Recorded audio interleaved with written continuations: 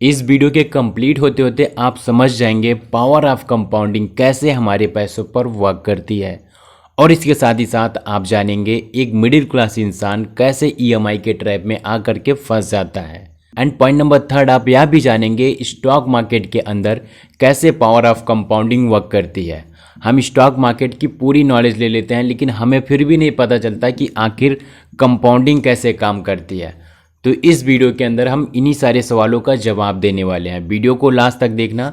चलिए वीडियो को शुरू करते हैं। नाउ पॉइंट नंबर 1 आ जाता है, why compounding is most important.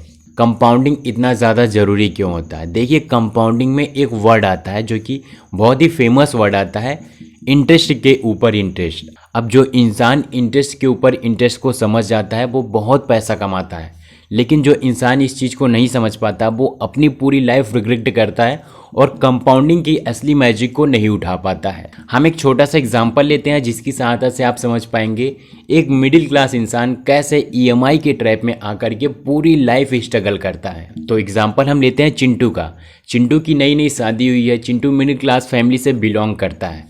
Chintu की जब शादी हुई तो वह सोचता है हम अपने बीबी को खुश करने के लिए एक लोन ले लेते हैं। लोन लेकर के हम एक अच्छा सा घर बनाते हैं और उस घर में खुशी खुशी अपनी ज़िंदगी गुजारेंगे। अब क्योंकि चिंटू मिडिल क्लास फैमिली से बिलोंग करता है तो चिंटू के पास उतना ज़्यादा पैसे नहीं होते हैं। 15 से 16% के ब्याज पर लोन ले लेता है 50 लाख रुपए का।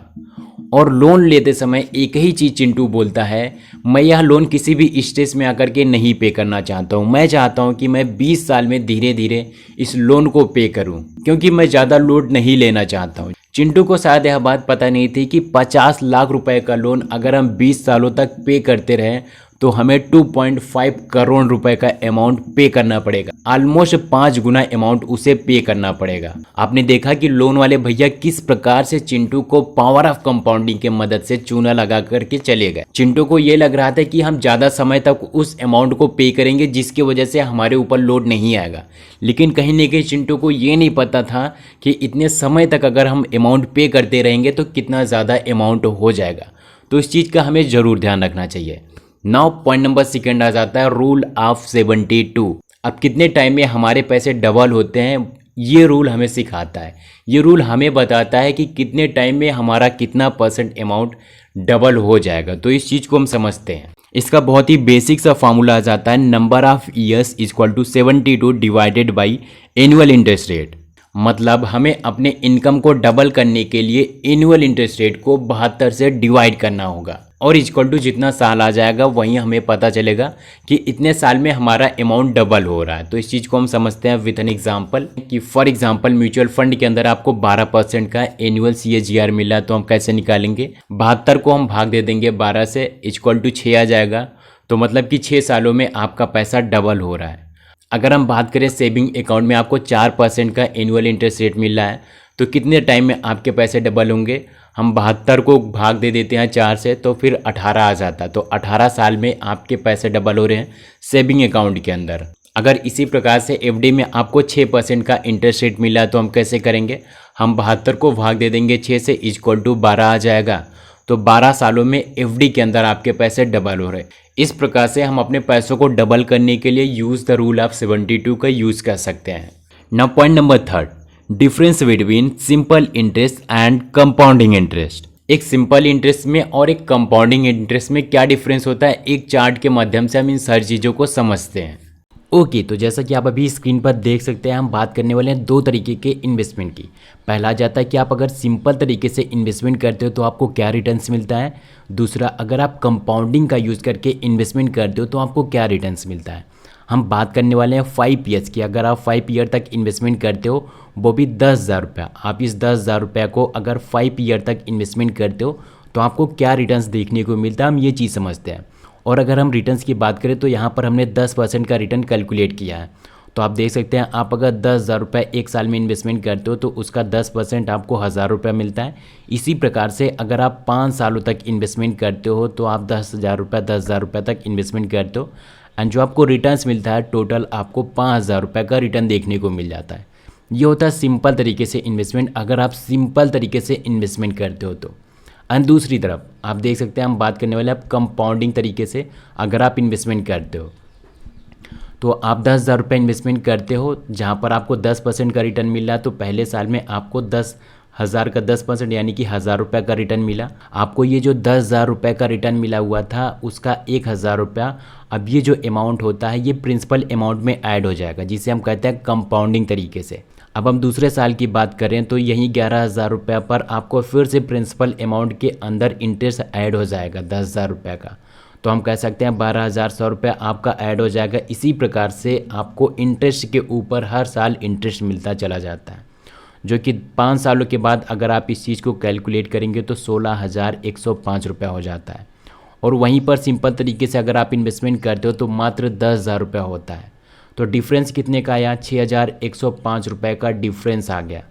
यानी कि हम कह सकते हैं अगर आप कंपाउंडिंग तरीके से इन्वेस्टमेंट करते हो तो आपको इंटरेस्ट के ऊपर इंटरेस्ट मिलता है, जिसकी वजह से आपको रिटर्न से ज़्यादा मिलती है। हमें समझ में ही नहीं आता कंपाउंडिंग किस प्रकार से स्टॉक मार्केट के अंदर लगता है। कंपाउंडिंग का यूज़ तो हर कंपनीज़ में होता है, लेकिन किस प्रकार से यूज़ होता है वो चीज़ें हम समझते हैं।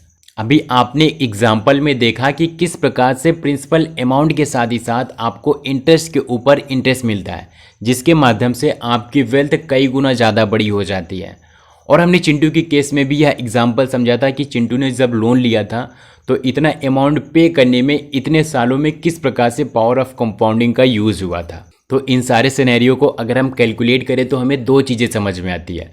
पहला आता है टाइम, दूसरा आता है रिटर्न्स, कि आप कितने समय के लिए इन्वेस्टमेंट कर रहे हो, वो चीज़ें ज़्यादा जरूरी होता है। फॉर एग्जांपल आप वॉरेन बफेट को जानते हैं क्या? वॉरेन बफेट को स्टॉक मार्केट के अंदर बहुत ज़्यादा रिटर्न मिल रहा था, 50% 60% का रिटर्न मिल रहा था? नहीं, उन्हें 20 से 25% के आसपास का रिटर्न मिल रहा था।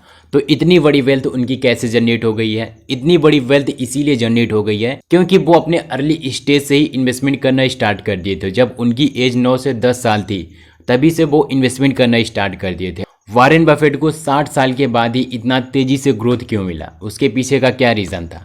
The reason is power of compounding. तो हम कह सकते हैं कि यहाँ पर टाइम का बहुत ही ज़्यादा इंपॉर्टेंट होता है। जितने टाइम तक आप अपने पैसों को होल्ड करके रखते हैं उतना ज़्यादा पावर ऑफ कंपाउंडिंग आपको मिलती है। आप कितना ज़्यादा अमाउंट लगा करके इन्वेस्टमेंट कर रहे हैं ये मैटर नहीं करता, बल्कि आप कितना टाइम तक इन्वेस्टमेंट कर रहे हैं ये ज़रूर मैटर करता है कंपाउंडिंग के अंदर। हम 2 पर्सन का एग्जांपल लेते हैं। एक ऐसा इंसान है जिसके पास ज़्यादा कैपिटल है और उसके पास समय कम है, और एक दूसरा शख्स है जिसके पास समय ज़्यादा है लेकिन उसके पास कैपिटल कम है इन्वेस्टमेंट करने के लिए। अब जिसके पास कैपिटल ज़्यादा है इन्वेस्टमेंट करने के लिए, अगर वो कम समय के लिए इन्वेस्टमेंट कर रहा है तो उसे उतना ज़्यादा रिटर्न नहीं मिलेगा। लेकिन जिसके पास कैपिटल कम है, अगर वो लॉन्ग टाइम तक इन्वेस्टमेंट कर रहा है तो उसे ज़्यादा रिटर्न मिलेगा, क्योंकि कंपाउंडिंग इसी प्रकार से काम करती है। आपको कम टाइम में कंपाउंडिंग नहीं समझ में आती है, लेकिन over the period of the time आपको पता चलता है कि कंपाउंडिंग आपके पैसों में बहुत तेज़ी से लग रही है। तो कंपाउंडिंग का मतलब यही होता है कि आप ज़्यादा टाइम तक इन्वेस्टमेंट कीजिए, आपको ज़्यादा रिटर्न मिलेगा। वॉरेन बफेट को 60 साल के बाद ही इतना तेज़ी से ग्रोथ क्यों मिला? उसके पीछे का क्या रीज़न था? The reason is power of compounding. उसके पहले उनके पैसे इतनी तेज़ी से क्यों नहीं ग्रो हुए? क्योंकि तब पावर ऑफ कंपाउंडिंग का इफेक्ट बहुत छोटा से था। अब जितना ज़्यादा टाइम तक उनके पैसे होल्ड रहेंगे मार्केट में उतना ज़्यादा उन्हें रिटर्न मिलता रहेगा। तो this is power of compounding. इसी प्रकार से पावर ऑफ कंपाउंडिंग वर्क करती है। तो दोस्तों ये थी कंपाउंडिंग के ऊपर वीडियो। मैंने कोशिश की थी कि आपको सारी चीज़ें समझाने की। आपको क्या वीडियो पसंद आई? अगर वीडियो पसंद आई तो वीडियो को एक लाइक करना, मुझे कमेंट बॉक्स में कमेंट करके ज़रूर बताना यह वीडियो आपको कैसे लगी। एंड इसके साथ ही साथ चैनल पर नया है तो इस चैनल को सब्सक्राइब कर देना, अपने दोस्तों के साथ यह वीडियो जरूर शेयर करना। हम आपको मिलते हैं किसी अगले वीडियो में, तब तक के लिए thanks for watching this video.